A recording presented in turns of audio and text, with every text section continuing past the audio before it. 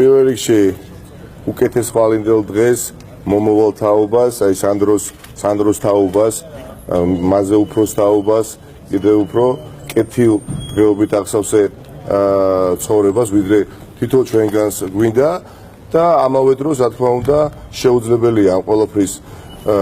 სურვილი ჰქონდეს და ქვეყანაში იყოს არაფორმალური მმართველობა, პირველ რიგში არაფორმალური მმართველობას მივეცი წინააღმდეგ ხმა და ამის შემდეგ მხოლოდ და მხოლოდ შეგვიძლია საუბარი იმ ნათელ მომავალზე, რომელიც თქვენს, მეც და უმნიშვნელოვანეს ნაწილს საზოგადოების სამხედრო სურს.